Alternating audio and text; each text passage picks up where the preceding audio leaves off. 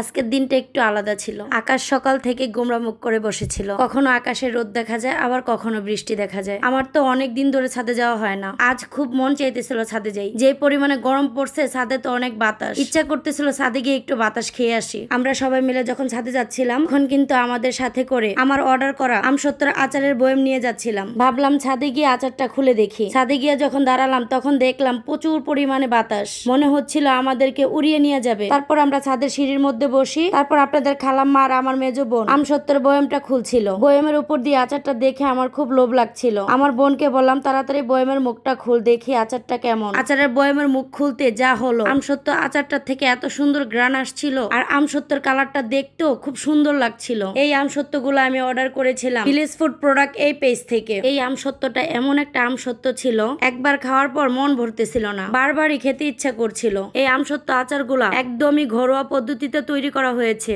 এই আমসত্ত্বর মাঝে কোনো চিনি ইউজ করে নাই, সম্পূর্ণ টাটকা পাকা আম দিয়ে তৈরি করা হয়েছে, যার কারণে চিনি ইউজ করতে হয় নাই। আমসত্ত্বর যে কালারটা সম্পূর্ণ ন্যাচারাল কালার, এটার মধ্যে কোনো কেমিক্যাল রং ইউজ করে নাই। ঘরে যেভাবে বানানো হয় ঠিক ওই রকম ভাবেই বানানো হয়েছে। চাঁপাইনবাবগঞ্জের ফজলি, হিমসাগর, ল্যাংড়া সহ বিভিন্ন ধরনের আম দিয়ে তৈরি করা হয়েছে। এই আমসত্ত্ব আচারের মধ্যে 18 ধরনের মশলা ইউজ করা হয়েছে। আচারটা দীর্ঘমেয়াদী সংরক্ষণ করা যাবে, ভালো করে রোদে একটু শুকিয়ে তারপর ফ্রিজে রেখে সারা বছরই খাওয়া যাবে। আমার কাছে তো ভিলেজ ফুড প্রোডাক্ট এই পেজের আচারগুলো খুবই ভালো লেগেছে। আপনারা যদি কেউ ঘরোয়া পদ্ধতিতে তৈরি করা আচার খেতে চান, তাহলে ভিলেজ ফুড প্রোডাক্ট এই পেজ থেকে অর্ডার করে খেতে পারেন। আমি আমার ভিডিও ডিসক্রিপশনে তাদের পেজটা মেনশন করে দিলাম, এমনকি আমার স্ক্রিনের মধ্যে তাদের হোয়াটসঅ্যাপ নাম্বারটাও দিয়ে দিলাম। কষ্ট করে চেক করে নেবেন। আচারগুলো খুবই মানসম্মত। আমরা তো আচারগুলোর মজা পেয়ে একদম অর্ধেক বয়ম খেয়ে ফেলেছি। বিশেষ করে আমার মেয়ে খুব পছন্দ করেছে আচারটা। এই আচারটা খাচ্ছিল আর বারবার বলছিল, আম্মু এটা শেষ হলে আবার তুমি অর্ডার করবা। আমার মেয়ের আর আবার আমসত্ত্ব কিন্তু খুবই পছন্দ।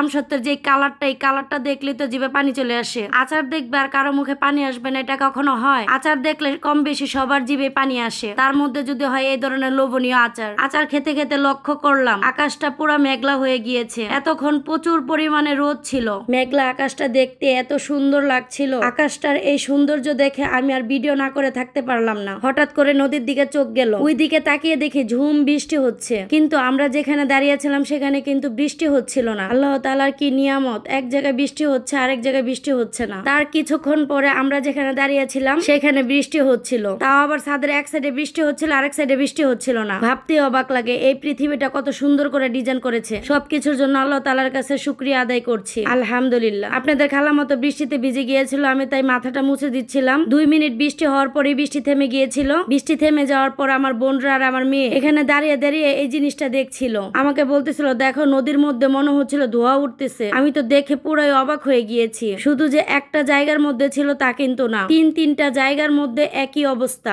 আমি তো দেখে খুবই অবাক হয়েছি। আমার বৃষ্টির দিন আকাশ দেখতে কিন্তু খুবই ভালো লাগে, কারণ একটু পর পর আকাশের রং বদলায়। বৃষ্টি তো থেমে গিয়েছিল, তার কিছুক্ষণ পর আবার বৃষ্টি শুরু হলো। বৃষ্টি শুরু হওয়ার আগ মুহূর্তে যেটা দেখলাম, এই পুকুরের পানিগুলা ঘুরছিল। খুব আজব লাগছিল সবকিছু আমার কাছে। তারপর আবার বৃষ্টি শুরু হয়, আর সেই বৃষ্টিতে আমার 2 বোন আর আমার মেয়ে কিভাবে ভিজতেছিল দেখেন। এত পরিমাণে তাদেরকে আমি ডাকাডাকি করছিলাম, তারা একজনও আমার কথা শুনতেছিল না। তাদের বৃষ্টিতে ভিজা দেখে আমারও ইচ্ছা করতেছিল বৃষ্টিতে ভিজতে, কিন্তু বৃষ্টিতে ভিজলে আমার ঠান্ডা লেগে যাবে, আর এমনি তো আমার শরীরটা 2 দিন ধরে ভালো যাচ্ছিল না। 2 দিন যাবত খুব জ্বর জ্বর ভাব লাগছিল, এই জন্য আর সাহস করে ভিজতে পারি নাই। ওরা 3 জন তো বৃষ্টিতে ভিজে বৃষ্টি উপভোগ করছিল, আমি ওদেরকে দেখে উপভোগ করছিলাম। তার সাথে আমি বৃষ্টিটাকে ফ্রেমে বন্দিও করলাম, কারণ এই মুহূর্তগুলা মনকে ভালো রাখার মুহূর্ত। প্রকৃতি দেখলে যেমন মন ভালো হয়ে যায়, বৃষ্টি দেখলেও কিন্তু মন ভালো হয়ে যায়। বৃষ্টি মানেই হচ্ছে মনকে শীতল অনুভব করা। বৃষ্টিতে ভিজা শেষ করে চলে যাচ্ছি বাসায়। তো আজকের আমার ব্লগ ভিডিওটা আপনাদের কাছে কেমন লাগলো অবশ্যই কমেন্টের মাধ্যমে জানাবেন। আপনারা যদি আপনাদের বাচ্চার জন্য রেডি শাড়ি নিতে চান, তাহলে আমার বিজনেস পেজ থেকে নিতে পারেন। আমার বিজনেস পেজের নাম লিভার্স ফ্যাশন মার্ট। আমার এই ভিডিওর কমেন্ট বক্সে